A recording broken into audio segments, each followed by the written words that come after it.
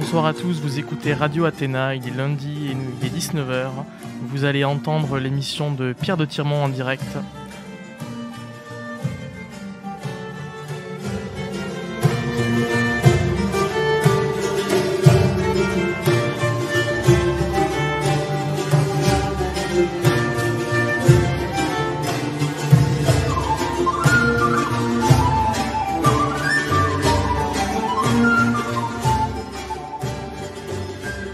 Pour aider Radio Athéna, nous vous rappelons qu'il est très important d'activer la cloche et de mettre un pouce bleu sur la vidéo, que vous écoutez cette émission en direct ou en rediffusion. Le fait que vous mettiez un pouce bleu permettra à la vidéo et au direct d'être mieux référencés et donc d'amener plus de gens sur le direct et donc de développer la radio et les idées de la radio. Vous écoutez donc le rendez-vous de l'identité avec Pierre de Tirmont. L'émission va commencer d'ici quelques secondes. Nous vous rappelons aussi la possibilité de faire un don le plus généreux possible sur Tipeee. Voilà, je vous souhaite une excellente émission.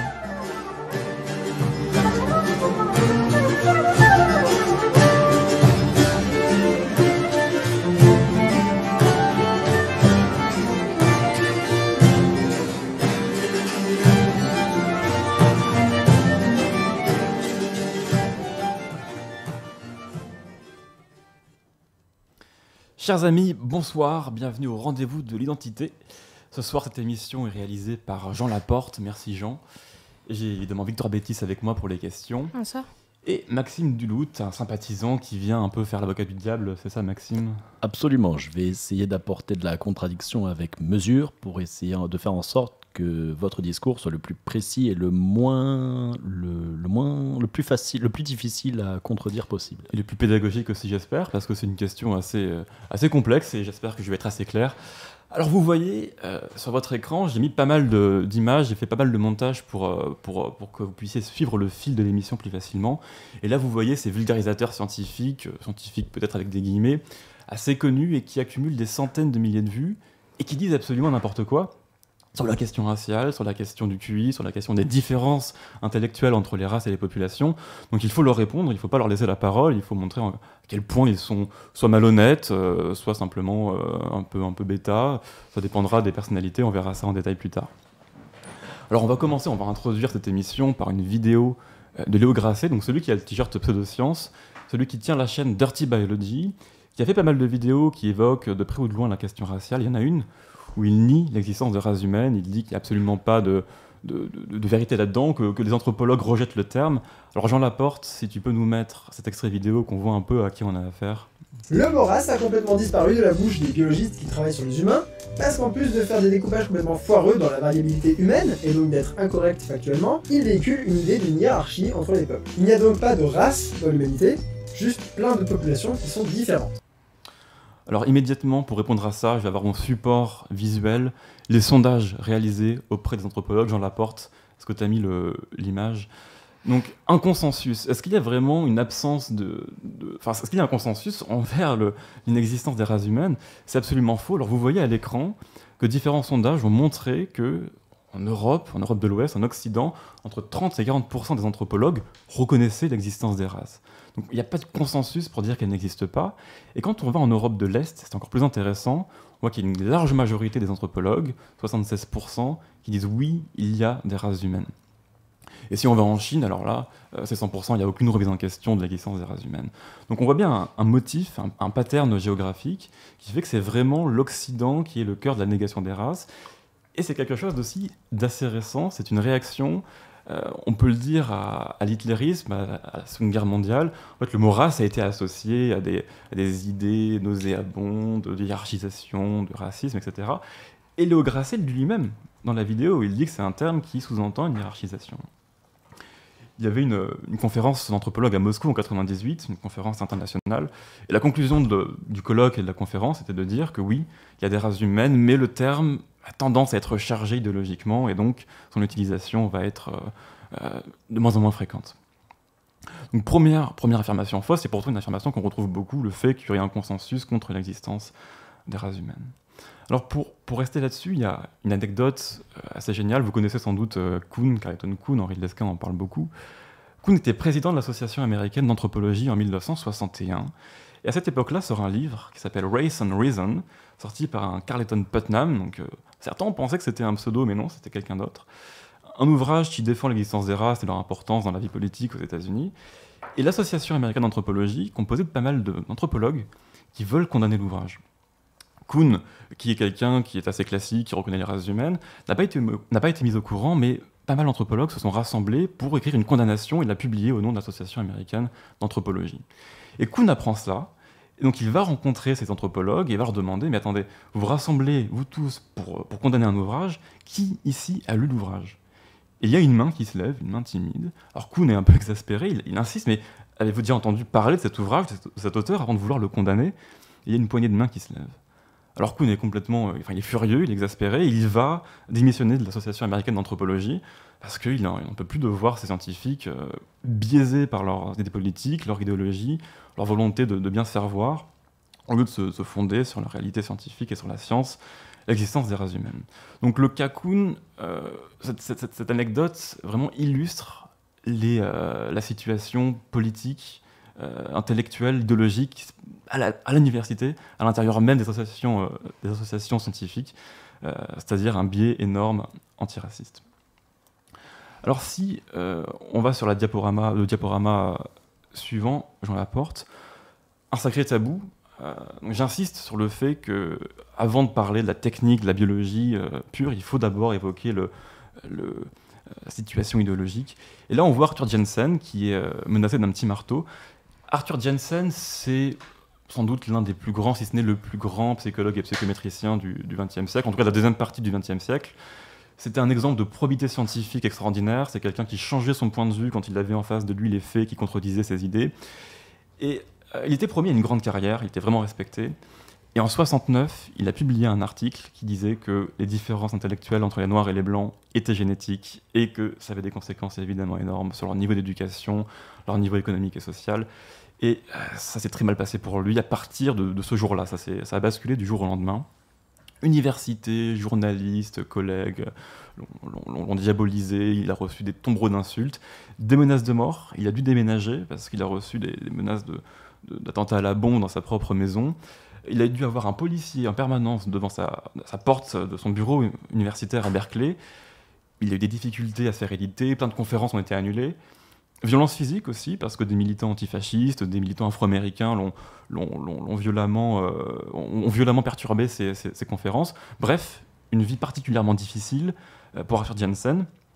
Et là, c'est un exemple parmi tant d'autres, parce que tous les psychologues qui se sont intéressés aux différences raciales ont subi cette pression de la part de leur père, la pression physique de la part de militants. C'est le cas d'Helmut Nyborg, Philippe Rushton, tous ces gens-là, Raymond Cattell, l'un des plus grands psychologues aussi du XXe siècle, qui devait recevoir un prix en 1997 à Chicago. Et alors vous connaissez peut-être Abraham Foxman de l'Anti-Defamation League, c'est l'équivalent de la LICRA aux États-Unis, qui a fait annuler tout simplement la remise de prix parce que Cattell aurait dit que les Noirs étaient inférieurs, ce serait un méchant raciste, etc. Vous voyez un petit peu l'ambiance intellectuelle dans le milieu.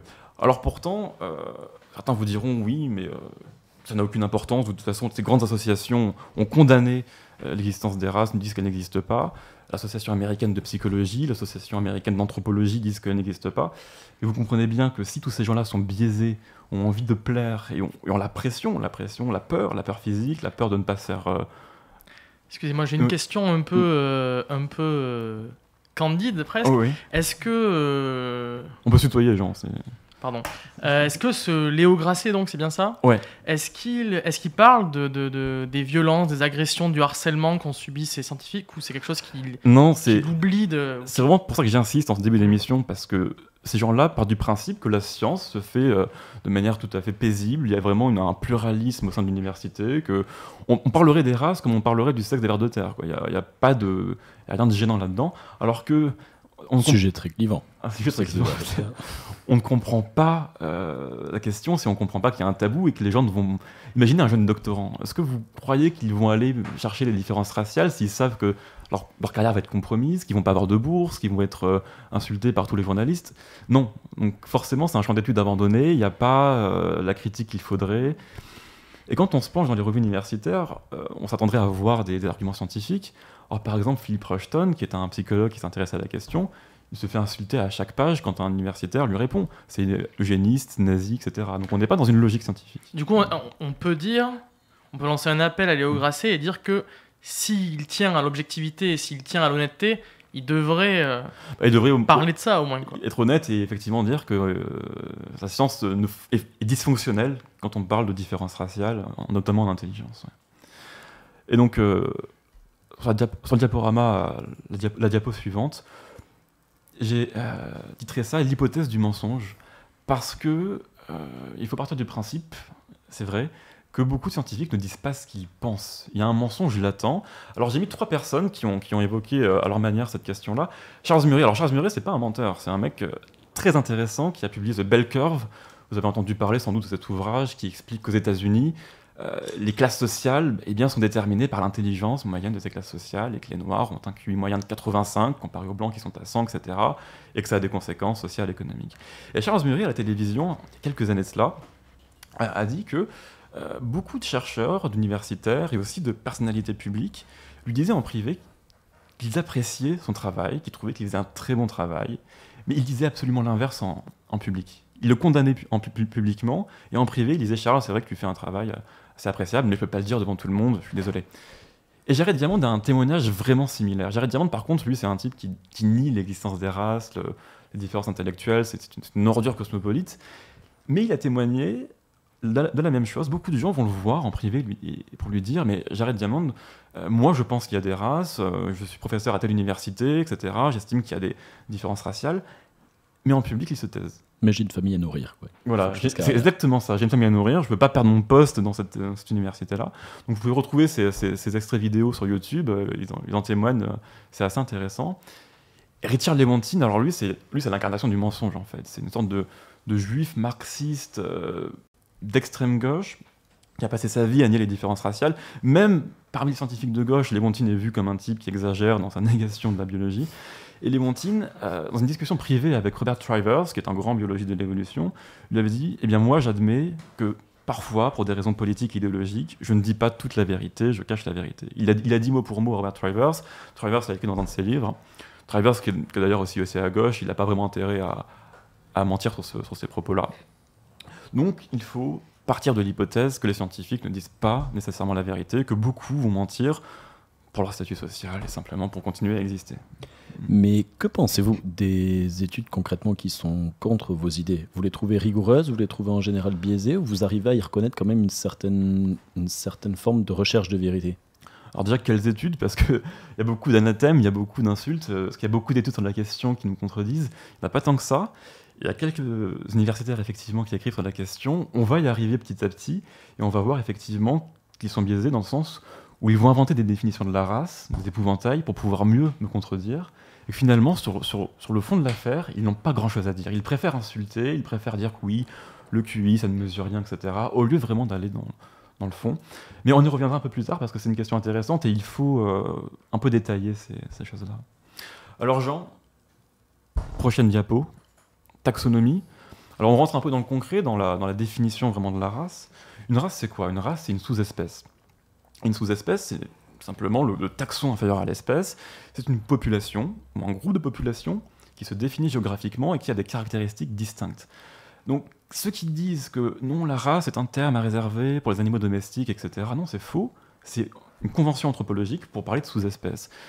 Et les plus grands anthropologues, les plus grands biologistes du XXe siècle ont vu des sous-espèces dans Homo sapiens, donc des races, Ernest Mayr, Henry Arpending, des gens comme ça. Il y a des grands noms qui n'ont aucun problème à les reconnaître.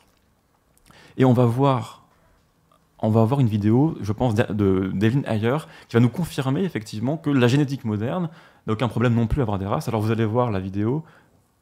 Deux individus sur la planète se ressemblent d'autant plus génétiquement qu'ils sont proches géographiquement. À partir de ces petites différences, on arrive avec les données génétiques à former des groupes d'ancestralité, c'est-à-dire qu'on peut regrouper des gens en fonction de leur proximité génétique, de telle sorte qu'à l'intérieur d'un groupe, les gens soient plus similaires entre eux et plus différents avec les gens d'un autre groupe. Alors, le premier niveau, c'est bien sûr au niveau du village. En général, on ressemble plus génétiquement à quelqu'un du même village qu'à quelqu'un du village un peu plus loin.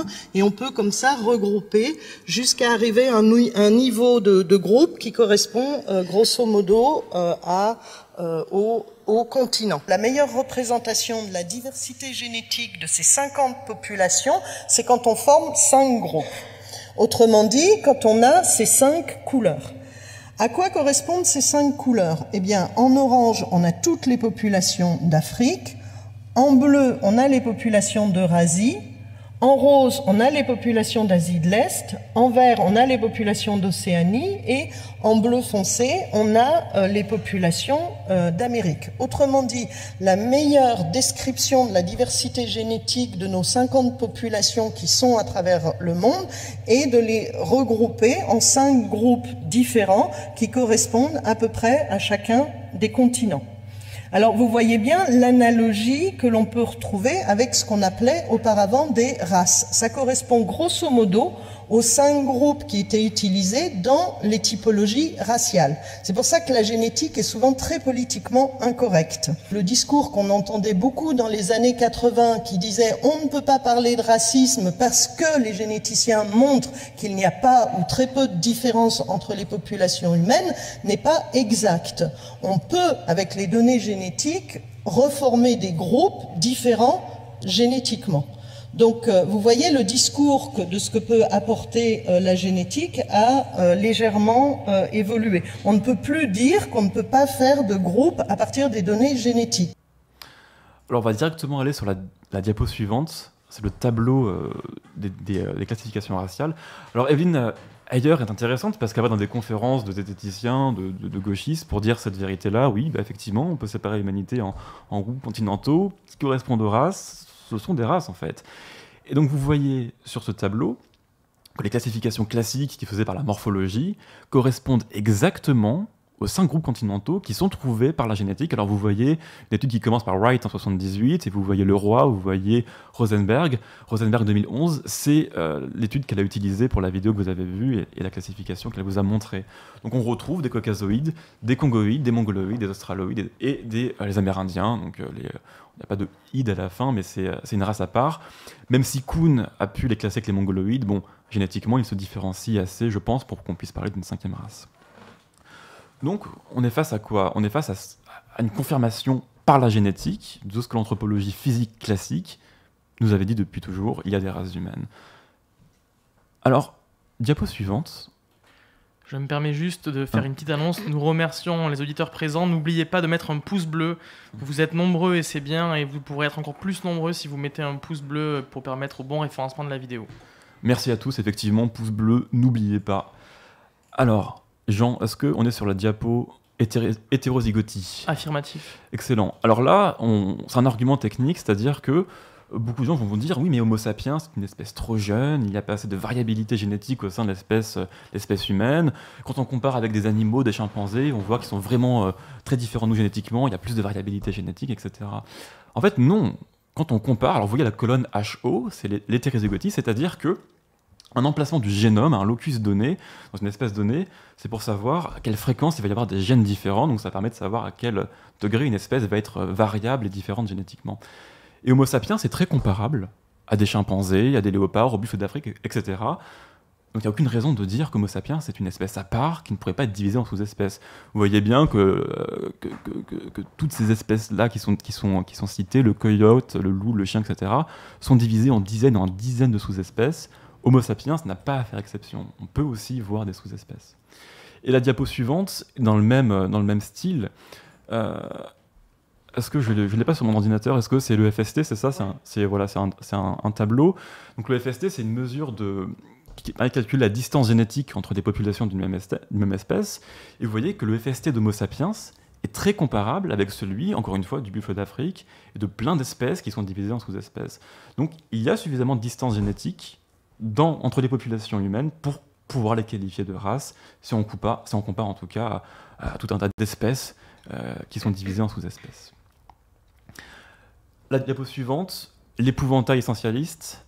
Alors c'est en anglais, je suis désolé, mais c'est un extrait d'un article qui est vraiment excellent. Si vous lisez l'anglais, vous devez lire Neven Cesardik. Donc le nom de l'article est en haut de l'image.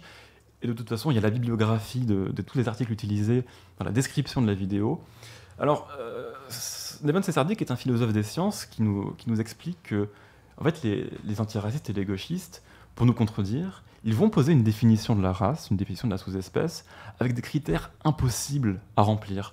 C'est ce qu'il entend par essentialisme, c'est-à-dire que les antiracistes vont dire que les races doivent être des boîtes homogènes, imperméables, avec aucune variation entre les races, c'est-à-dire qu'il ne faut pas que ça soit un continuum, il ne faut pas que ça soit un spectre.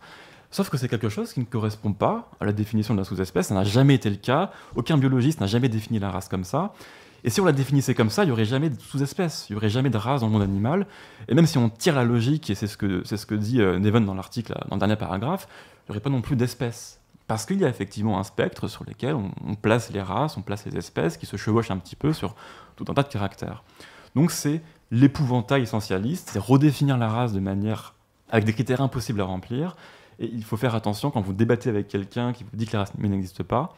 Généralement, ils se fondent sur une fausse définition de la sous-espèce qui n'a aucune légitimité dans l'histoire de l'anthropologie et de la biologie et qui sort d'un ou deux auteurs marxistes qui a inventé ça au cours de la rédaction d'un article, mais sans aucune légitimité. Et on verra le cas précis de Léontine plus tard parce que on peut vraiment exemplifier ce genre de choses. Ah oui, donc j'ai mon image sur mon ordinateur après. Alors on a une petite vidéo qui va arriver juste après d'un youtubeur qui s'appelle Esprit Critique et qui représente bien cette incompréhension de la définition de la sous-espèce et qui donne une définition qui n'a aucun sens et qui en tire des conclusions qui n'ont pas de sens. Mais ça a l'air intelligent quand il dit, on a l'impression qu'il dit un truc pertinent et on va voir que c'est complètement faux. Ce qui caractérise les sous-espèces, c'est que si on prend au hasard un individu de chacun des groupes et on compare leurs ADN, on trouvera en moyenne plus de différences génétiques qu'en comparant deux individus du même groupe. Et là, pour l'espèce humaine, on peut être très clair. Malgré l'acharnement permanent depuis l'aube de la génétique pour essayer de trouver des groupes humains correspondant à cette définition, on n'en a jamais trouvé. Alors son point de départ, déjà, il est absurde, parce que par définition, au sein d'une population, les membres d'une population sont plus proches génétiquement de gens d'autres populations. Par exemple, je suis plus proche de ma sœur que d'un Somalien, que de mon cousin que d'un Somalien, et puis que d'un cousin au 3e, 4e degré, puis d'un Français que d'un Somalien, etc., etc. Plus on s'éloigne géographiquement et plus on s'éloigne génétiquement, c'est une évidence, personne ne remet ça en question, il n'y a rien de controversé là-dedans, et d'ailleurs l'a reconfirmé dans la vidéo qu'on a vue tout à l'heure. Mais bon, il dit que c'est une définition de la sous-espèce, non, c'est pas le cas, c'est pas une définition de la sous-espèce. Et ensuite, il dit une chose importante, c'est que Homo sapiens ne correspond pas à cette situation-là. Et je pense en fait qu'il a un peu mal compris un argument qui consiste à dire que la variabilité génétique dans Homo sapiens concerne d'abord les différences individuelles avant de concerner les différences entre les groupes. C'est vrai, c'est une vérité statistique, c'est une vérité génétique, mais ça ne veut rien dire en soi. Ça ne veut pas dire qu'il n'y a pas de différence moyenne importante sur tel ou tel trait, ça ne veut pas dire qu'un Français et un autre Français ne sont pas plus proches génétiquement qu'un Français et un Somalien. Ça n'a aucun sens. Donc là, on a l'exemple de l'épouvantail, une définition mal comprise, mal interprétée, qu'on ne pourrait pas appliquer à Homo sapiens, alors qu'on peut en plus l'appliquer à Homo sapiens. Et vous avez une réponse dans la diapo suivante, qui a été faite par Edwards, qui a montré en fait que plus on analysait de gènes, en comparant des individus, et plus on pouvait les classer dans des catégories continentales, caucasoïdes, congoïdes, etc., avec une marge d'erreur qui atteignait 0% quand on analysait assez de gènes. Donc en fait, il n'y a aucune difficulté, comme l'a dit Evelyn Ayer avant, à classer Homo sapiens en race génétiquement en analysant leurs gènes, bien que les différences, effectivement, soient d'abord interindividuelles avant d'être entre les groupes. Mais ça, c'est une question de quantité. On ne parle pas de qualité des gènes. On ne sait pas quel gène il est question. En l'occurrence, les gènes qui font les différences raciales sont des gènes qui sont assez importants sur les différences comportementales et intellectuelles. Et ça va être la deuxième partie de l'émission, parce que la diapo suivante, c'est un gros schéma. C'est la théorie des stratégies d'histoire de vie, de la vitesse d'histoire de vie. Alors là, on rentre dans le concret, c'est-à-dire qu'on va vraiment parler des différences concrètes entre les races humaines, entre les populations qui les composent. Parce qu'avant, ce qu'on a fait, en fait, on a débattu de l'existence de races, c'est-à-dire est-ce qu'on peut classer Homo sapiens en sous-espèces, mais en soi, ça ne nous apprend rien sur la substance des différences. C'est une question de classification, ça ne nous dit pas s'il y a une race qui est plus intelligente ou pas, quelle évolution elle a suivi, pendant combien de temps, et qu'est-ce que ça a conduit comme différence concrète. Dans ce tableau, vous voyez un spectre, en fait, qui va de l'histoire de vie rapide à l'histoire de vie lente, qui a d'abord été utilisé pour comparer les espèces animales.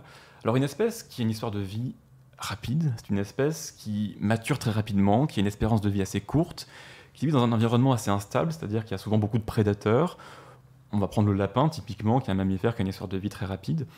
Donc le lapin, il peut se faire manger à tout moment, donc il a intérêt à se reproduire beaucoup et rapidement. Donc l'emphasémie sur la sexualité, ce ne sont pas des animaux très intelligents, très coopératifs, ils sont là vraiment pour la quantité et pas la qualité, se reproduire, passer ses gènes. Un exemple extrême, ça va être une araignée ou un crabe qui fait des milliers d'œufs et qui s'en fiche tellement qu'il marche dessus, le crabe va manger ses œufs. Enfin, c'est vraiment la quantité et pas la qualité. Les rats aussi, non? Comment? Les rats sont comme ça. Les rats, c'est pareil, enfin, tout ce qui est petits mammifères, qui a beaucoup de prédateurs, etc. Et puis à l'opposé, l'histoire de vie lente, on va prendre l'éléphant par exemple. L'éléphant, ça prend du temps à devenir adulte, l'éléphanto a besoin de la protection de ses parents, il prend beaucoup de temps Déjà, le temps de gestation est lent, ensuite le temps de maturation.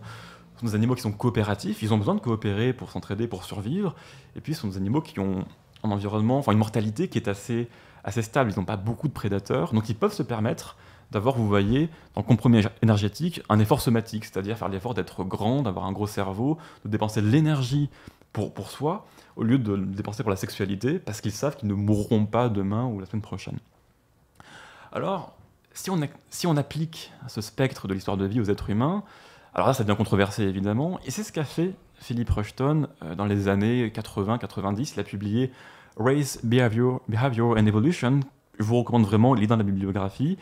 Et il montre que les races humaines diffèrent en moyenne sur ce spectre d'histoire de vie, avec les congoïdes qui sont les plus rapides, et les mongoloïdes, du nord-est en tout cas, qui sont les plus lents, et les caucasoïdes étant entre les deux, et évidemment plus près des mongoloïdes.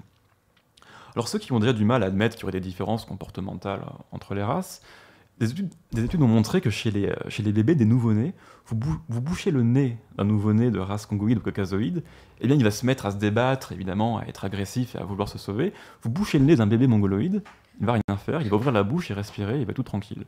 Donc des différences comportementales, vous les avez dès la petite enfance, dès la naissance en fait. Et bon, ça n'a échappé à personne que les populations congoïdes, avec la musique nègre, mettent une emphase sur la sexualité, sur leur reproduction. Mais il y a plein de variables, on va dire physiologiques et physiques, qui sont dans ce spectre-là, qui sont intéressantes, comme par exemple le temps de gestation. Les bébés congoïdes naissent plus rapidement que les bébés caucasoïdes ou mongoloïdes. C'est-à-dire que c'est pas exactement 9 mois, c'est 1 semaine ou 2 semaines en moins si on compare aux autres races. Ou encore, les noirs vont marcher plus rapidement, vont être matures plus rapidement. Donc tout un tas de variables qui sont étudiées par Rushton, il y en a une 60aine, physiologiques, physiques, qui montrent que l'histoire de vie est plus rapide chez les noirs. L'espérance de vie est plus basse.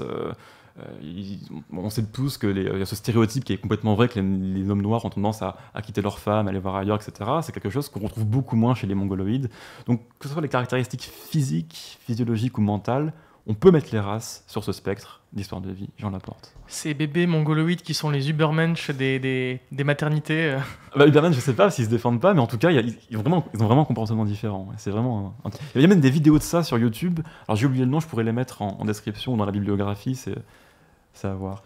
Et est-ce qu'il y a des raisons, des explications biologiques à tout ça? Le fait parce qu'on visiblement on vient tous d'Afrique, n'est-ce pas? Parce que je suis un gauchiste à 90 de QI. Est-ce qu'il y a des raisons dans l'environnement? Des raisons évolutives en fait. Absolument. C'est ça, ouais. Alors effectivement, vous voyez que j'ai mis environnement instable, mortalité incontrôlable pour ceux qui ont une stratégie de vie rapide. Quand on est en Afrique et près de l'équateur, il y a beaucoup de parasites, il y a beaucoup de maladies qu'on trouve beaucoup moins et qui n'existent pas ou qui sont beaucoup moins fréquentes aux latitudes plus élevées. C'est vrai que la mortalité à cause de ces maladies-là, déjà, est plus importante. Donc une mortalité, suivant la latitude, suivant les continents, suivant la température, qui va différer. Et donc forcément, si mortalité différente il y a, histoire de vie différente, il y a. Donc plus l'environnement est difficile, plus on a tendance à se reproduire rapidement. C'est pas vraiment difficile, c'est prévisible. Si la mortalité est imprévisible, c'est vraiment le critère important à noter. Par exemple, les Européens et les Asiatiques ont un environnement difficile, avec des hivers froids. Il faut passer l'hiver, il faut se vêtir, il faut se nourrir.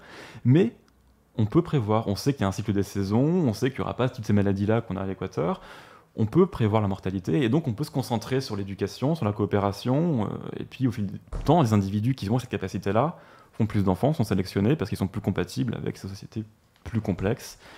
Et donc vous avez une sélection pour l'histoire de vie lente et l'intelligence aux latitudes les plus élevées, sélection par les hivers froids, etc., etc.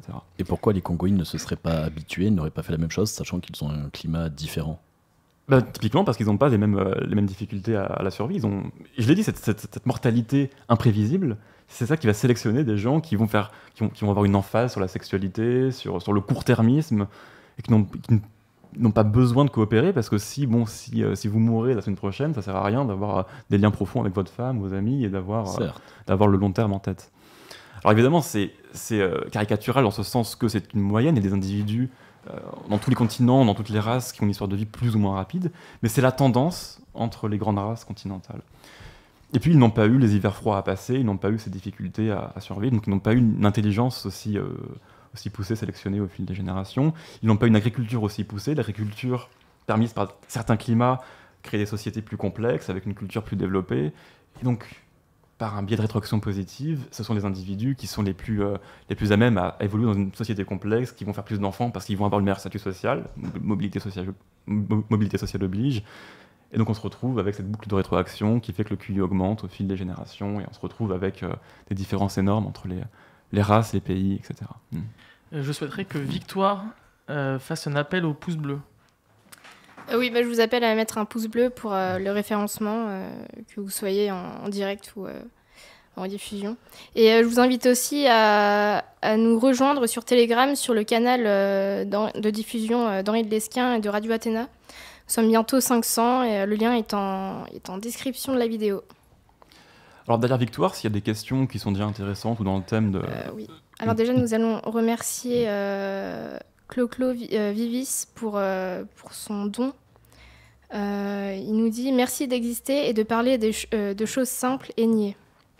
Et un autre don de Garey Paypay qui nous dit que la radio qui monte. Malgré le silence des médias. Voilà. Donc première question, une question de Zach F. Que pensez-vous de l'épigénétique et est-ce que les récentes découvertes en la matière remettraient en cause l'approche darwinienne? Non, absolument pas. C'est quelque chose qui va se greffer à côté, mais ça ne remet pas en question l'héritabilité des traits de comportement. C'est une question qu'on va aborder plus tard parce qu'on n'a pas encore abordé l'hérédité, l'héritabilité, mais on peut déjà répondre non, et puis on ira en détail plus tard si vous voulez. Une question de Douglas McJefferson. Que pensez-vous de Gobineau? Gobineau est intéressant parce qu'il avait dit lui-même qu'il n'y avait pas de race pure et qu'il y avait déjà des mélanges dans les différentes races humaines. Donc il a déjà détruit un sophisme gauchiste qui consistait à dire que oui, il n'y a pas de race absolument imperméable qui existe.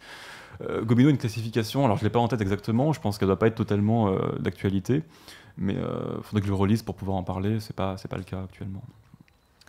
Une question de Mogudai. Quelle est la différence entre ethnie et race? Ethnie a une dimension culturelle. Le mot race, le mot ethnie a été inventé justement pour pouvoir parler de groupes qui ont une culture et certes une homogénéité génétique, tandis que race, c'est purement de la taxonomie et de la biologie. Race et sous-espèce, il n'y a aucune dimension culturelle, l'ethnie, si. Une question d'André Vanville.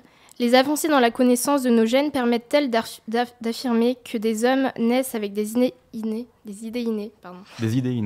Pas des idées innées, mais on sait par exemple que les tendances plutôt conservatrices ou le goût des enfants ou des idées politiques ont une dimension génétique parce que en fait tout nos traits mentaux, nos traits de comportement, nos traits psychologiques ont une dimension génétique. Alors, je peux commencer à expliquer pourquoi, même si je voulais y venir plus tard. On sait par exemple que des jumeaux, notamment séparés à la naissance, donc qui ont grandi et vécu dans des environnements différents, ont une similarité intellectuelle, psychologique extraordinaire. Ils vont avoir quasiment les mêmes résultats sur un test de QI, ils vont avoir des goûts assez similaires. Si un est extraverti, l'autre sera extraverti, etc. Donc oui, on peut dire que, disons pas les idées, mais notre façon de penser, etc., est déjà en grande partie innée. Et pour insister sur le fait que l'éducation n'a pas beaucoup d'importance, les familles qui ont adopté leurs enfants, eh bien leurs enfants ont des quotients intellectuels qui sont aussi similaires que deux individus pris au hasard dans la société. Donc l'éducation, et on le sait depuis pas mal d'années maintenant, n'a quasiment pas d'influence, très peu sur l'intelligence, et que c'est vraiment les gènes, mais on ira en détail plus tard, qui ont l'influence la plus prépondérante, c'est sûr. Une question de Jeanne Blaze. Comment expliquer que les générations caucasoïdes actuelles soient de plus en plus zappées et par la stratégie R? Est-ce que c'est le cas? C'est pas vraiment le cas, dans le sens où on est de plus en plus cas, parce que ceux qui aiment les enfants sont ceux qui font des enfants sont des gens qui sont les plus cas, donc ceux qui ont l'histoire de vie lente, hein, cas ça veut dire histoire de vie lente, et donc par définition, s'ils font plus d'enfants, leurs enfants sont aussi un peu cas. Après il y a l'influence évidemment de la musique nègre, de l'immigration, etc., mais est-ce que ça veut dire vraiment qu'on devient plus, qu'on devient plus similaire aux Congoïdes, etc. Est-ce qu'on est... Donc là, tu viens de dire que ceux qui font des enfants sont ceux qui sont les plus cas, donc ceux qui ont la stratégie de vie la plus lente. Ouais. D'accord, parce qu'il y a quand même eu cette tendance effectivement. à faire des enfants chez... En fait, ceux qui aiment la sexualité, c'est ceux qui ont une stratégie de vie rapide, mais aujourd'hui, ils mettent des préservatifs, ils font pas d'enfants, ils avortent, etc. Ceux qui aiment les enfants, ceux qui font beaucoup d'enfants, les familles qui font beaucoup d'enfants en Occident, sont ces gens qui sont des catholiques. Donc avec le développement de la contraception, finalement, ceux qui avant avaient plein d'enfants prennent conscience que ça va pas les aider. Et donc finalement, ce qu'ils font les enfants, c'est d'accord. Aujourd'hui, c'est le cas. Oui. Aujourd'hui, c'est le cas. Il y a de grandes tendances aujourd'hui. Il y a une baisse de QI parce que ceux qui sont intelligents font moins d'enfants, mais en même temps, on devient plus cas, c'est-à-dire l'histoire de vie est plus lente. Et revenez au schéma d'avant si vous ne savez pas ce que c'est l'histoire de vie, j'en ai parlé, ou mettez pause si vous voulez dans la vidéo un petit peu en avant. Une question de juste pour lâcher un com, son pseudo. Super. Ouais. Quels sont les marqueurs que vous prenez pour définir les 5 grands groupes? Il y a des marqueurs classiques morphologiques, c'est-à-dire tout simplement tout ce qui est observable à l'œil nu ou mesurable, le crâne, les os, etc. Ensuite, des mesures physiologiques, on sait qu'il y a des différences, au niveau de la testostérone, des hormones, etc. Mais aujourd'hui, la classification, elle se fait par la génétique, c'est-à-dire que les algorithmes de génétique des populations sont capables de distinguer des grands groupes, et quand on leur demande de le faire, ils recoupent les groupes continentaux, mais tout seuls. Ça se fait automatiquement parce que c'est comme ça que les clusters se font, c'est-à-dire que les gens qui sont proches génétiquement forment un groupe, etc. Et vu qu'ils ont été séparés pendant suffisamment de milliers d'années, la distinction se fait d'elle-même. Et c'est pour ça qu'on peut les distinguer aussi morphologiquement pour les mêmes raisons, et ça se fait classiquement avec le phénotype visible à l'œil nu, et puis aujourd'hui avec la génétique, tout simplement. Une question de Clo-Clo Vivis. Pouvez-vous parler du rôle négatif de Franz Boas en anthropologie et pourquoi a-t-il fait cela? C'est une question très orientée parce qu'on sait tous que Franz Boas était un biologiste d'origine juive et qui était au XIXe siècle l'un des premiers à nier l'existence des races, à dire qu'il y avait une plasticité cérébrale énorme et que tout s'expliquait par l'environnement, ce qui aujourd'hui n'est plus pris au sérieux. Et Franz Boas s'inscrit dans cette lignée de biologistes. Il est important de dire qu'ils sont juifs, parce que sociologiquement, ce sont des gens qui ont tendance à s'opposer aux biologistes WASP, blancs, qui ont fait de la sociobiologie, et qui... en fait, ces juifs-là ont trouvé insupportable le fait qu'on défende l'homogénéité raciale, la nation, qu'on soit contre l'immigration, et évidemment, il y avait la génétique, il y avait le QI derrière tout ça, donc détruire la génétique, détruire la biologie des races est une façon un peu de détruire les nationalismes, et on sait bien que les juifs ont cette tendance-là à être insupportés par l'homogénéité génétique des nations blanches. Voilà, donc il faut bien avoir en tête l'origine des chercheurs, c'est comme ça. Il y a même un juif qui s'appelle Robert Sapolsky, je crois, j'ai un peu un doute sur son nom, qui est professeur à Stanford, et dans son dernier ouvrage, Behave, il retrace effectivement cette histoire. Il montrait que les premiers généticiens, les premiers biologistes à avoir nié l'existence des races étaient tous des juifs. C'était Lemontine, Gould, Boas c'était avant, Léon Camine, et puis des scientifiques comme Noam Chomsky, qui sont les premiers à avoir lutté contre les Edward Wilson, ces gens-là qui travaillaient sur la sociobiologie. Donc il y a vraiment un motif sociologique où les juifs effectivement se ressortent. Et Boas, ça mériterait une émission en entier, mais Boas effectivement aujourd'hui n'est plus pris au sérieux. Une remarque d'Eliot Johnson, il n'y a pas 5 mais 11 grands groupes humains. Alors ça dépend des traditions anthropologiques.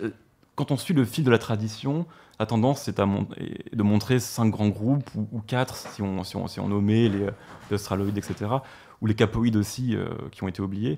Mais on peut voir 11 groupes si on veut, si on va plus dans le détail, et si on va préciser cela, ça fait partie des analyses possibles. La tradition veut qu'on voit des grands groupes continentaux, et donc plutôt 4 ou 5 grands groupes.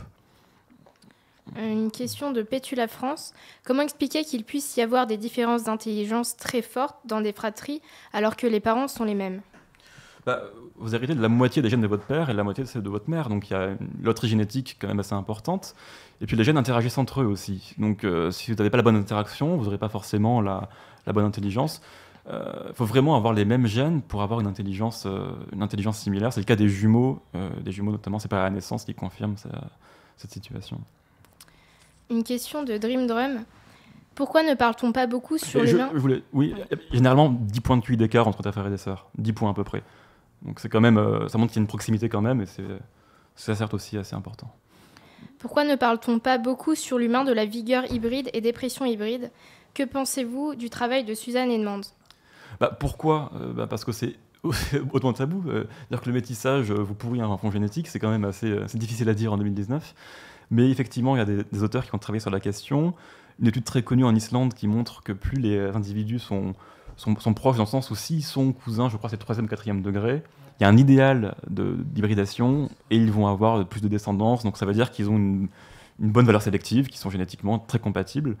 Et on sait, par exemple, que des meilleurs amis ou des couples sont plus proches génétiquement, sur des traits mesurables, physiques ou génétiques, que des gens pris au hasard dans la société. Donc la proximité génétique est importante pour la compatibilité, que ce soit amoureuse, amicale, et on sait qu'il y a des conséquences sur la descendance.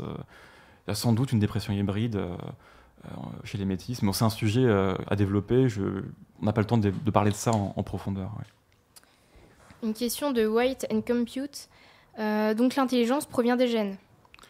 Quasiment. J'allais y venir, hein, c'est la partie d'après, mais oui, on va répondre à ça dans le détail. Ouais. Là, on va passer à la diapo suivante. Ouais. Alors avant ça, je tiens à dire que Victoire, qui est très forte en maths, me fait dire que vous êtes 400 auditeurs, ce qui est très bien, et qu'il y a un peu plus de 200 pouces bleus, donc ça veut dire qu'il y a presque la moitié d'entre vous qui n'ont pas mis de pouces bleus, donc n'hésitez pas, chers amis, on vous le demande. Chers amis, merci beaucoup, et continuez à poser vos questions, qui sont bienvenues, parce que c'est un sujet où les gens ont beaucoup de choses à savoir et à demander. Donc c'est parti. On est sur la diapo intelligence, QI et facteur G. Alors là, vous voyez qu'un test de QI ne mesure pas totalement l'intelligence, évidemment, ça ne peut pas être parfait, et que ça mesure aussi en grande partie ce qu'on appelle le facteur G, ce petit G là, qui est en fait l'intelligence générale. On va aller sur la diapo d'après.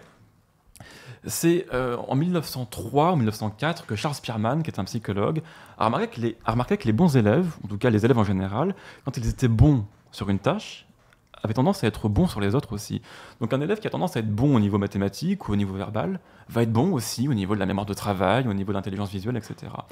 Il a vu qu'il y avait une corrélation positive entre tous ces aspects de l'intelligence, qu'on appelle le facteur G, donc qui est un concept, un psychométrique qui est important, qui est aujourd'hui, qui n'est pas controversé, qui n'est pas remis en question.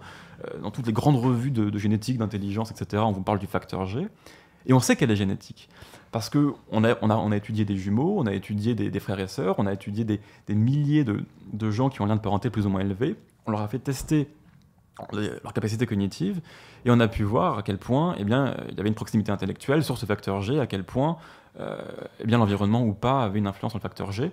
Et puis, on s'est rendu compte que l'héritabilité du facteur G était à peu près de 80-85% en Occident à l'âge adulte, et c'est confirmé par les études de jumeaux séparés à la naissance qui ont cette similarité extraordinaire précisément sur ce facteur G-là. Alors, héritabilité, ça veut dire quoi ? ça veut dire que, on le donne en pourcentage, ça veut dire que s'il y a une héritabilité de 80%, ça veut dire que 20% c'est l'environnement, ce qui veut dire ce qui n'est pas génétique. Ça ne veut pas forcément dire éducation ou environnement parental, ça veut dire tout ce qui n'est pas génétique. Et 80% de génétique dans les différences individuelles dans une population donnée. Donc, autour de cette table aujourd'hui, ou entre vous, auditeurs de Radio Athéna, vos différences intellectuelles, vos différences en intelligence sont à 90%, 80%, ça dépend des études, liées à vos gènes.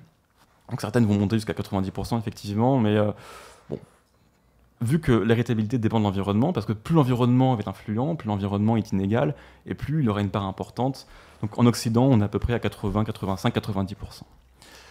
Alors ce facteur G, on voit sur la diapo suivante, on se doute bien qu'il a un rôle à jouer dans les différences raciales en intelligence. Alors on voit classiquement les Noirs américains qui sont à 85, parce que ce tableau concerne les États-Unis, les Blancs qui sont pris comme référence, donc qui sont à 100, les Hispaniques entre les Noirs et les Blancs, et les Mongoloïdes du Nord-Est, les Chinois, Japonais, Coréens, qui sont autour de 105.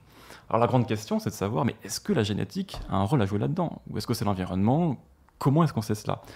Eh bien, vu que je vous ai dit que le facteur G avait une dimension génétique, eh bien, il va falloir comparer les races sur ces tests de QI là. Donc on va voir ça un peu après, parce que là je vous ai mis la comparaison noir-blanc. Alors c'est un tableau assez intéressant parce que vous voyez là, dans la distribution quelles sont les parties concernées par tel métier ou telle position sociale. Vous voyez que entre 110 et 115 on commence à avoir les bons élèves à l'université. Vous voyez que bon, en dessous de 80, ça commence à être un peu délicat, on vous considère un peu comme lent, voire retardé si vous allez en dessous de 70, etc. Voire complètement con. Ou complètement con, on peut le dire aussi, Maxime. Maxence plutôt, pardon, excuse-moi. Et donc, il est vraiment essentiel de savoir si c'est génétique ou pas. Est-ce que ce 15 points d'écart entre le noir et les blancs aux États-Unis, et on le retrouve par ailleurs, on le retrouve en Angleterre, on le retrouve en Hollande, hein, ces 15 points sont assez universels.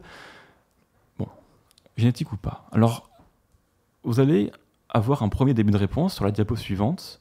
Ce sont les sondages. Alors les sondages, bon, ils valent ce qu'ils valent, le taux de réponse n'est pas forcément excellent, mais là vous avez une étude de Sinderman et de Rothman qui date de 87 ou 86, elle est dans la bibliographie, et vous voyez que les experts en intelligence, qui sont en jaune, sont en majorité à penser que la génétique a une influence. Vous voyez que les journalistes sont plus ou moins les pires, et avec les éditeurs qui sont assez gauchistes. Donc les experts savent ce qu'ils disent et considèrent que déjà l'intelligence a un rôle à jouer. Alors on est en 87, 86. Alors que disent sur la diapo suivante des chercheurs plus récents? C'est exactement pareil. Alors Rinderman, qui est psychologue, a envoyé ces questions à tout un tas de chercheurs qui ont publié dans des revues universitaires, des revues spécialistes de l'intelligence, etc. Et la réponse principale, c'est oui, les gènes ont un rôle à jouer dans les différences entre les nations, entre les races, voire plus que l'éducation, voire plus que l'école. Et en tout cas, ils admettent que les différences raciales ont une dimension génétique. C'est clair et net. On est à plus de 90% des sondés pour les différences entre les nations, à plus de 83% des sondés pour les différences raciales. Donc, si déjà, bon, c'est un peu l'argument d'autorité, mais si déjà les spécialistes vous disent cela, ça commence à sentir bon, en tout cas pour nous. Alors, sur l'image suivante, je vais répondre à la question, est-ce que c'est génétique ou pas? Donc là, c'est l'argument le plus important, c'est aussi le plus technique, c'est un argument un peu complexe. Vous vous souvenez du facteur G, donc la dimension du QI qui est génétique, celle qui a une forte héritabilité, 80, 85, voire 90%. Alors ce que Jensen a fait, ce que des psychométriciens ont fait, ils ont comparé les races sur les sous-parties des tests de QI ou sur des tests qui étaient très très chargés en G. C'est-à-dire qu'un test de QI, vous le décortiquez, vous avez des parties qui mesurent vachement l'intelligence générale, d'autres beaucoup moins. Et donc, on compare les races sur les parties exclusivement qui sont très chargées en intelligence générale. Et vous voyez que les différences raciales sont les plus importantes, sont les plus présentes sur les parties des tests de QI qui mesurent l'intelligence générale, donc génétique. Sur la deuxième diapositive, vous avez un argument du même style. La question du titre, c'est est-ce que l'effet Flynn porte sur l'intelligence générale? Alors l'effet Flynn, c'est ce qui a été observé en Occident tout au long du XXe siècle, c'est l'augmentation de l'intelligence à chaque génération. Alors la question est de savoir, mais est-ce que cette augmentation de l'intelligence, qui était sans doute due au progrès de l'éducation, de la médecine, de la nutrition, est-ce que ça porte sur l'intelligence générale ou pas? Alors intuitivement, on répondra non, puisque on sait que l'intelligence générale maintenant est génétique. Effectivement, l'étude confirme que l'effet Flynn ne concerne pas l'intelligence générale. Donc ça veut dire quoi? Ça veut dire que les progrès de l'éducation, les progrès de la nutrition, les progrès de la vie en général, pour les Noirs américains ou les Noirs en général, ne vont pas leur permettre de rattraper les Blancs. C'est ce que montrent ces études. Alors ces 2 études sont des méta-analyses, c'est-à-dire qu'elles ont pris l'ensemble des études sur la question, l'ensemble des études qui ont décortiqué les tests de QI et qui ont comparé les races sur ces petites parties liées à la génétique, et ils ont trouvé qu'effectivement les différences raciales portaient sur la dimension génétique. J'insiste parce que ce sont des arguments psychotechniques qui sont extrêmement importants et qui n'ont pas été contredits. Certains vont dire « oui, mais telle étude n'a pas dit ça exactement ». En l'occurrence, l'ensemble des études tend à montrer cela. Alors, on pourrait en avoir d'autres, on pourrait avoir d'autres arguments, mais en tout cas, voici la tendance générale. Dans les revues d'intelligence, voici ce qui nous est montré. Alors, Jean Laporte, on va avoir un deuxième argument dans le diaporama suivant. Je ne sais pas si c'est masculin ou féminin, j'ai un doute. Le diapo. Une diapositive. Alors, vous voyez... La diapositive. Non, c'est non-binaire. C'est non-binaire. Les études sur les enfants adoptés. Alors là, c'est un argument intéressant parce que on voit dans la deuxième ligne un enfant donc, blanc, qui a 2 parents blancs. Quand il est adopté et qu'il est testé à l'âge adulte, ils ont en moyenne, ces enfants-là, parce que c'est une question de moyenne, ils ont en moyenne le QI de leur race, le QI moyen qu'on a en Occident quand on est blanc, 100. Et quand on prend la ligne du dessous, c'est un métis, parent blanc, parent noir, à l'âge adulte, ils ont en moyenne le QI qu'ont les métis, la moyenne du QI entre les noirs et les blancs en Occident, 93,5. Et quand vous prenez le noir, la dernière ligne, à l'âge adulte, ils ont en moyenne un QI de 83 quand ils sont adoptés par des parents généralement blancs, eh bien ça correspond absolument à la moyenne des noirs dans les pays occidentaux, 80-85 à peu près. Donc on voit qu'être adopté par une famille, généralement ceux qui adoptent sont des gens qui ont un niveau social, intellectuel assez correct, eh bien ça ne change pas grand-chose à l'intelligence de leurs enfants, et la race est un meilleur prédicteur, la race ou le métissage sont un meilleur prédicteur eh bien, que le niveau social et économique de leur famille. Vous voyez qu'à l'âge de 7 ans, ils ont un quotient intellectuel plus élevé, parce que eh bien, quand on est enfant, le QI est beaucoup plus malléable, on est beaucoup plus influencé par l'environnement, et à l'âge adulte, l'héritabilité augmente jusqu'à atteindre 85-90% pour ce facteur G, et c'est pour ça que vous retrouvez la moyenne de la race ou du métissage en question.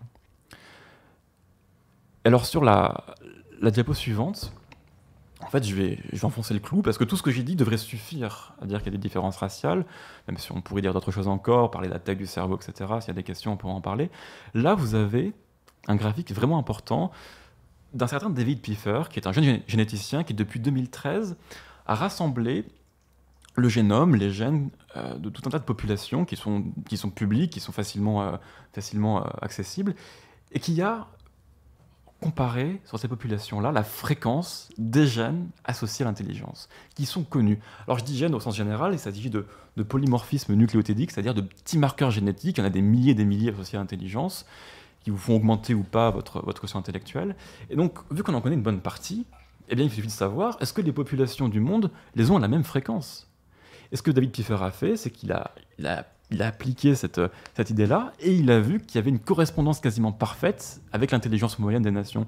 Donc plus un pays a une haute fréquence de ses marqueurs génétiques, de ses gènes associés à l'intelligence, de ses polymorphismes nucléotidiques, et plus ils avaient des quotients intellectuels élevés, avec une corrélation de 0,98 qui prenait en compte 2411 marqueurs génétiques. Jean Laporte, vous aviez une... Je voulais dire que 0,98 c'est inouï comme corrélation. C'est absolument inouï. Hein. En général, 0,80 c'est déjà suffisant. Donc, une corrélation de 1, c'est une corrélation parfaite en fait. Oui, qui n'existe quasiment pas en fait. Donc 98 c'est parfait en fait. Ça montre bien que, bon, que la génétique est le meilleur prédicteur de l'intelligence. On peut prédire le QI d'une nation en analysant les gènes représentatifs des membres de cette nation ou de ce peuple ou de cette race. Ces articles ont été publiés depuis 2013 dans la revue Intelligence, qui est une revue respectable sur l'intelligence humaine, et le dernier a été publié dans Psych, une nouvelle revue qui a un dossier spécial sur la question raciale. Je vous invite à aller jeter un coup d'œil, j'ai mis l'article dans la bibliographie. Mais Pierre Le Tirmont, vous allez me dire que Léo Grasset ne parle pas de ça.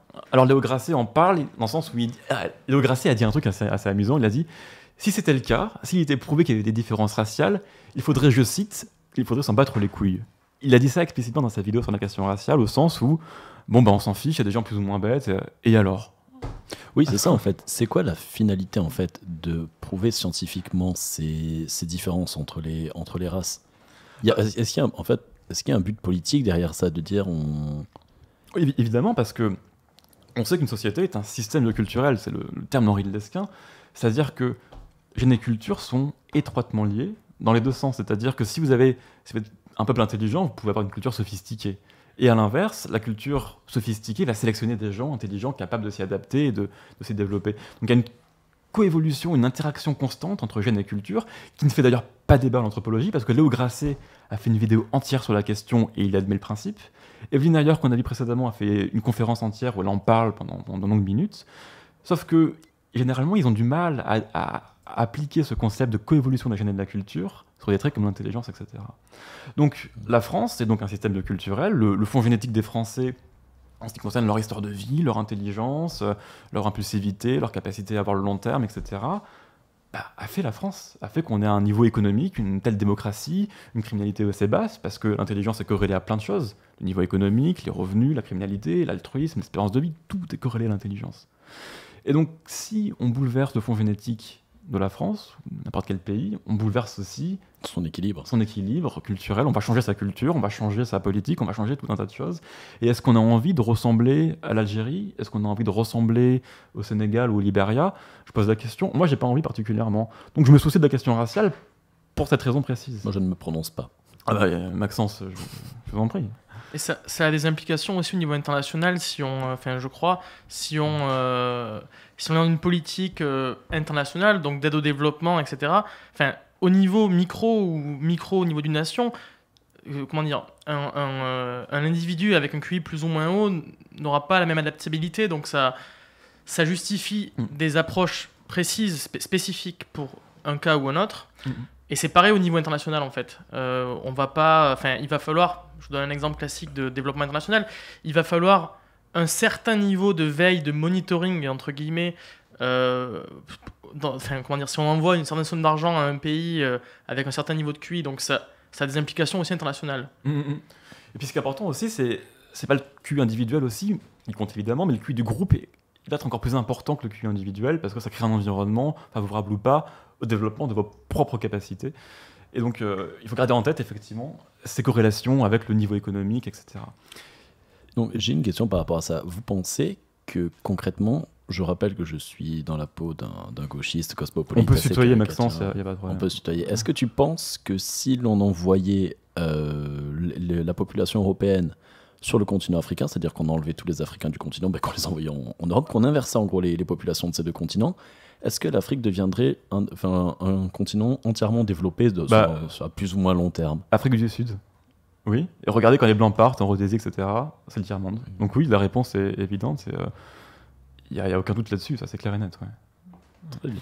Et on pourrait insister aussi qu'au-delà de l'intelligence, le fait de mélanger différentes races, de mélanger différentes ethnies, est en soi conflictuel. Il y a des études quantitatives là-dessus qui montrent que plus un pays est fragmenté ethniquement, plus il est hétérogène, et plus il est violent, et moins il y a de coopération, et plus il y a de conflictualité politique, etc. Il y a un certain Teitu Vananen et Frank Salter, donc deux politologues qui ont travaillé cette question-là. Je vous recommande la lecture, qui est aussi dans la bibliographie. Par exemple, si vous voulez financer un État-providence, vous avez intérêt à être homogène ethniquement, sinon personne ne voudra coopérer financièrement et financer cela. Aux États-Unis, par exemple, c'est impossible d'avoir un État-providence, vous avez trop de diversité raciale. J'en apporte. Il y a aussi les questions, il y a aussi des chercheurs, j'ai oublié leur nom, mais je sais que c'était une étude d'Harvard, qui étudiait des États africains, où effectivement, ça s'appelle... où plus il y avait d'hétérogénéité ethnique, raciale, plus il y avait de conflits politiques, plus il y avait d'instabilité politique en fait. Teitu Vananen l'a fait sur l'Afrique, je sais pas si c'est le seul à l'avoir fait. Je crois pas que ce soit la même, en tout cas moi, parce que le nom... Ce qui est intéressant, c'est que même à niveau économique égal, à niveau de démocratie égal, si l'État est plus fragmenté ethniquement ou racialement, il est plus conflictuel. Donc toute chose égale par ailleurs, ça reste une variable importante. Donc c'est une autre raison pour laquelle on peut s'opposer à l'immigration massive, si on veut la paix sociale tout simplement et la coopération naturelle entre les membres de la société. Est-ce que Victoire, nous avons des questions qui apparaissent? Avant de passer aux questions, donc je rappelle aux auditeurs de mettre un pouce bleu sur la vidéo qui va aider au référencement, d'activer la cloche pour les notifications si c'est pas fait, et je rappelle aussi, ou peut-être Victor tu peux le faire pour Telegram. Oui, rejoignez-nous sur Telegram, sur le canal de diffusion d'Henri de Lesquin, de Radio Athéna et du Carrefour de l'Horloge. Le lien est en description de la vidéo. Vous y trouverez. On communique sur les événements, l'actualité, des vidéos exclusives, etc. Nous sommes bientôt 500 et du coup, voilà, le lien est en description. Et je précise aussi que la bibliographie donc des sources pour cette émission est aussi. Le lien est en description de la vidéo. Elle est très très bien fournie. Vous avez absolument toutes les références que j'ai évoquées là et même beaucoup plus. Donc vous avez vraiment de quoi faire si vous voulez vous intéresser à la question. Pour commencer, on va remercier à nouveau Clo-Clo Vivis pour son don, ainsi que Tonton Bismarck qui nous dit merci à Pierre de Tirmont pour ce puissant raid pillage. Et nous remercions aussi l'Empire Octante-8 pour son don. Merci Tonton Bismarck et merci à vous tous. Ouais. Alors une question d'Alex Delarge. Qu'est-ce que EDU3 sur le graphique ? Ah oui, j'ai pas précisé. C'est le score polygénique, c'est-à-dire que Piffer a pris ses 2411, je crois, gènes, et on a fait un score polygénique. Il a regardé comment ces gènes-là étaient corrélés simplement avec le QI que vous voyez à gauche sur leurs données. Donc c'est simplement l'ensemble des gènes dans ce qu'on appelle un score polygénique. Mais je vous conseille de lire l'article. Alors, certains pourraient avoir un complexe en se disant oui, c'est comme des revues universitaires, c'est technique, c'est génétique, on ne comprend pas forcément. En fait, c'est assez accessible. Il y a toujours, en amont des articles, une petite synthèse, une explication des termes. Et vous avez toujours des renvois envers d'autres études qui expliquent les choses. Et vous pouvez vraiment, même si vous n'êtes pas généticien ou comme moi amateur, vous pouvez vraiment comprendre et lire ces études-là, il ne faut pas hésiter. Alors nous avons une question de Clo-Clo Vivis. Accompagné d'un don encore, merci. Merci Clo-Clo. Pouvez-vous aborder l'importance de la séparation dans le sport et de l'école des races, y compris les filles et garçons dans une même race ? Merci. Les différences raciales sont physiques, physiologiques, donc de fait il y a des populations qui sont meilleures à la course à pied. Bon, les blancs flottent mieux que les noirs, c'est comme ça, donc ils seront meilleurs à la natation. Certaines populations sont meilleures à l'endurance, sont meilleures au niveau de leur point d'équilibre qui est plus haut ou plus bas, donc ils vont courir plus vite, plus longtemps, etc. Donc j'irai pas jusqu'à dire qu'il faut séparer les races aux Jeux Olympiques pour avoir des compétitions qui soient égales, mais ou plutôt équitables ou justes. Mais il y a un ouvrage je crois de Richard Lynn sur les différences raciales et les conséquences sur le sport qui a été écrit avec Edward Dutton peut-être, qui doit se trouver en PDF facilement. J'aime pas le sport, donc j'ai pas de point de vue particulier sur la question raciale et de sport en détail. En tout cas, la phrase « les blancs flottent mieux » est incroyable. Ils flottent mieux. Et il y a un autre problème, c'est qu'ils sont en hypothermie beaucoup plus difficilement que les noirs, parce qu'ils sont habitués aux températures froides. Et c'est vrai que les militaires qui font des opérations dans des mers froides ont souvent un taux de mortalité des noirs plus élevé, parce qu'ils se noient plus rapidement, et ils sont en hypothermie. Non mais c'est vrai, c'est un vrai problème dans l'armée française d'ailleurs. Il y a régulièrement des noirs qui meurent noyés dans des opérations commando, parce qu'ils n'ont pas la résistance des blancs. Donc c'est vraiment, les différences raciales sont vraiment importantes sur plein d'aspects physiologiques et physiques qu'on ne pense pas forcément. Alors une question de Prince de Lu. Est-ce que les Congoïdes vivant en Occident et profitant de notre système éducatif voient leur QI moyen augmenter ou sont-ils prisonniers de leurs gènes ? Alors les deux. Alors ça augmente, parce que si vous prenez l'Africain de l'Afrique subsaharien, ils sont en quoi, 65, 70, un peu plus. Donc c'est très très faible. Et en fait, ils gagnent à peu près 15 points de QI en venant d'Occident. Quand ils viennent en Angleterre, en France, aux États-Unis, et ils arrivent à 85. 85, c'est le plafond en fait. Ça fait des dizaines d'années qu'ils sont à 85. Dans tous les pays européens ou occidentaux où ils sont à 85. Et c'est là en fait où est leur plafond, c'est 85 de QI. Donc des Noirs en moyenne qui sont à 70 en Afrique ont encore un potentiel grâce à l'éducation et au niveau de vie. Donc tout n'est pas perdu pour l'Afrique. Et ils ne pourraient pas atteindre 100 vraiment, il y a vraiment... Quelle est la raison de ce plafond ? On parle de moyenne, donc il y aura plein de Noirs qui vont être à 100 ou à plus de 100, effectivement. Mais quelle est la raison que cette moyenne n'arrive pas à 100 comme nous s'ils vivent avec nous ? On regarde à nouveau le graphique, ils ont simplement beaucoup moins de ces gènes associés à l'intelligence. Leur fréquence est moins élevée. Il y en a des milliers, et il y en a peut-être une centaine qu'ils n'ont pas, ou qu'ils ont moins fréquemment, tout simplement. Donc de fait, ça va se répercuter sur les tests d'intelligence. C'est aussi simple que ça, en fait. Très bien. Une question de Ludovic. Comment un QI de 160 peut être hérité de ses parents ? Généralement, c'est pas hérité parce que les parents sont pas aussi intelligents. Donc on est face à une combinaison assez extraordinaire de gènes qui fonctionnent très très bien entre eux, ce qu'on appelle l'épistasie, une bonne épistasie, et puis il a hérité des meilleurs gènes de ses parents, et donc voilà, gros coup de chance, QI de 160. Alors une question de l'offensive du CAC. Certains gènes jouant un rôle prépondérant dans l'intelligence ont-ils été identifiés avec fiabilité ? Si oui, combien et lesquels ? Avec fiabilité, ouais. Alors c'est quasiment tous les jours qu'on a des études qui nous confirment qu'on a trouvé d'autres, effectivement. Donc là, l'étude de Pfeffer, c'est sur 2411, je crois. Je ne dis pas de bêtises, c'est plus de 2000 en tout cas. Donc ce ne sont pas des gènes, mais des marqueurs génétiques, c'est plus petit qu'un gène, ce sont des polymorphismes nucléotidiques. Et on sait qu'ils sont associés à l'intelligence par des études recoupées, notamment ce qu'on appelle les études d'association pangénomique, où des millions de personnes sont étudiées de fond en comble sur leur physique, leur personnalité, leur intelligence, et on regarde quels sont les gènes qu'ils ont, ceux qu'ils n'ont pas, et on finit par savoir quels gènes sont associés à tel phénotype, c'est-à-dire à tel trait observable. Et donc on en a pas mal depuis des dizaines d'années qu'on connaît, et on en connaît de plus en plus. Mais on sait que l'intelligence est un trait qui est très très très polygénique, donc qui fait entrer des centaines, des milliers de marqueurs génétiques. Donc il n'y a pas un ou deux gènes à avoir, il y en a des milliers en fait. Et on en connaît de plus en plus. À tel point qu'on peut prédire quasiment un test de QI si on vous fait une analyse génétique. On peut savoir où vous vous trouvez à peu près si on prend de vos cheveux ou de votre salive et on l'analyse. J'ai une question. Alors d'abord, un message et une question de Marcel Vincent qui te félicite pour ton émission. Bonsoir Marcel. Pour ton émission l'excellent Marcel. Merci Marcel. De haut niveau. Donc, sa question. De nombreuses études, dont une de Edith Heard, ou Heard, je sais pas, Edith Heard, il nous dit que Henri Lesquin a fait un tweet à ce sujet apparemment, montre que les garçons sont génétiquement plus proches de leur mère. Or, les études de QI sur les métis semblent dire que le QI de l'enfant est la moyenne du QI de ses deux parents. Est-ce qu'il n'y a pas là une incohérence ? Je pense que c'est pas la cohérence, mais je connais pas assez précisément la première étude citée.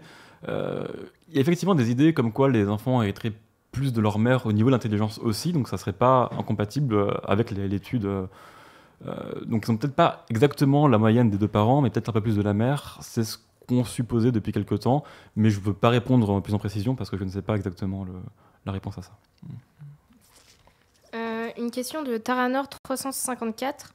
C'est sans doute la discrimination subie qui affecte les statistiques, non ? Pourquoi est-ce que les juifs qui auraient subi des centaines d'années de discrimination, les juifs ashkénazes auraient des QI supérieurs déjà, par exemple, en Occident ou des milliers.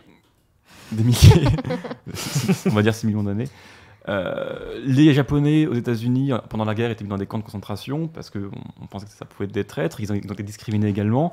Ils ont pourtant des quotients intellectuels supérieurs à ceux des blancs. Et on sait que les différences entre les noirs et les blancs portent sur la dimension génétique du QI, la dimension, l'intelligence générale. Ça, je l'ai évoqué un peu avant. Vous pouvez revenir en arrière et regarder quand je parle du facteur G. Et sur la dimension qui est influençable par l'environnement, l'éducation, etc., c'est là où les différences raciales sont moins importantes. Donc, on ne peut pas dire qu'il y a un biais, une discrimination, etc. Ou alors, il faut prouver quelle discrimination empêche les Noirs de bien répondre sur un test de QI. Il faut me dire quoi, et personne n'a réussi pour le moment à le montrer. Personne. Donc, je suis ouvert à toute proposition. Une question de Nicolas Philippe. Qu'en est-il des différences à l'intérieur d'une même race, entre un Scandinave, un Latin et un Maghrébin, par exemple ? Elles sont importantes. C'est pour ça qu'il ne faut pas rester sur la race au sens taxonomique du terme. Il faut parler plus de peuple ou de population si on veut vraiment être précis.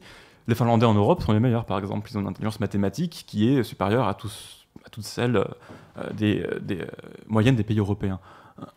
Jean Laporte. Je vais revenir sur la question d'avant, en fait, sur ta réponse. Ouais. Quand tu dis j'attends, s'il y a des contradictions, j'attends des arguments, je tiens à dire aussi par rapport aux études universitaires, aux études académiques, aux études scientifiques, parce que peut-être que les gens ne sont pas au courant, à quel point c'est difficile de publier une étude, un article universitaire, un article scientifique.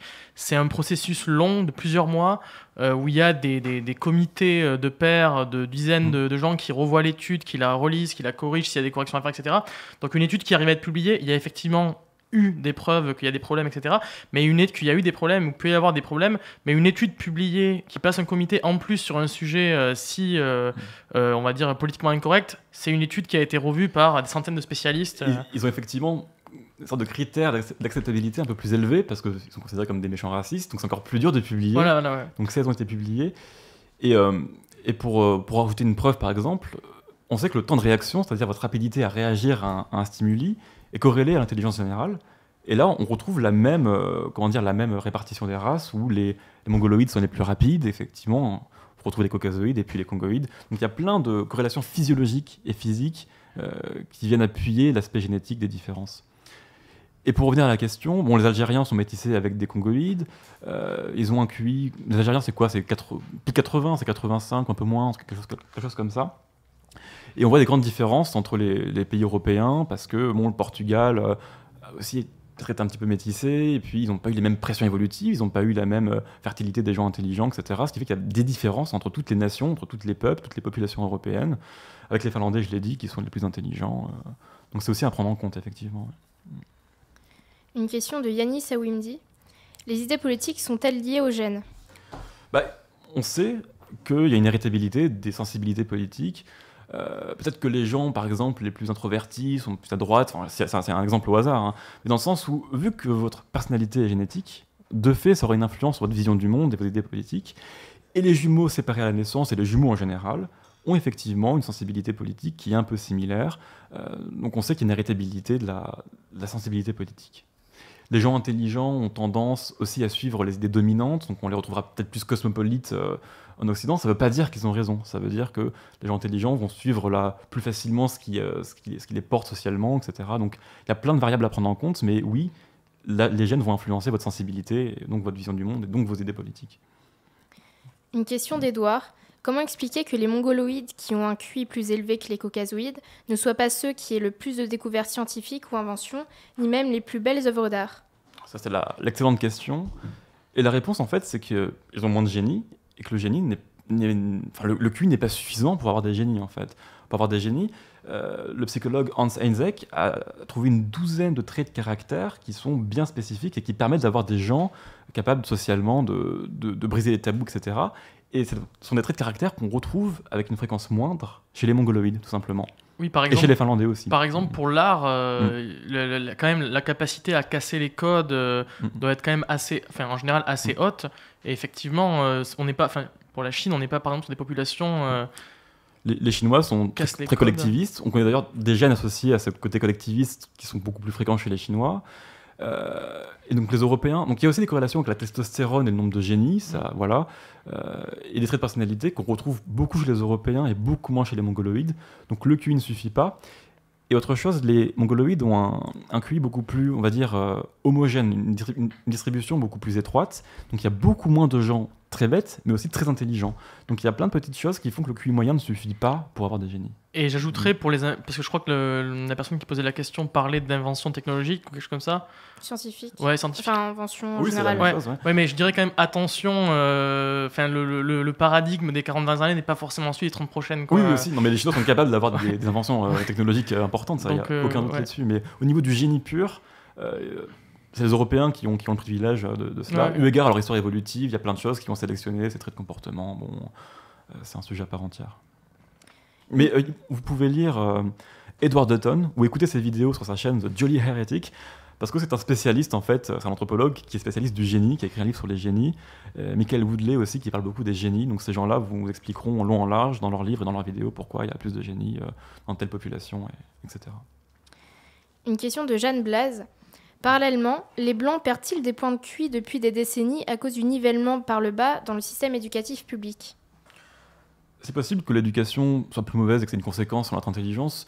Enfin, c'est assez marginal parce qu'on sait que la perte d'intelligence en Occident est liée à ce qu'on appelait tout à l'heure l'intelligence générale, l'intelligence génétique. Et l'explication, en fait, c'est pas l'éducation. C'est que les gens les plus intelligents font moins d'enfants depuis la révolution industrielle parce que contraception, parce que féminisme, parce que études longues. Donc le motif, le pattern avant, c'était que les gens les plus doués faisaient plus d'enfants.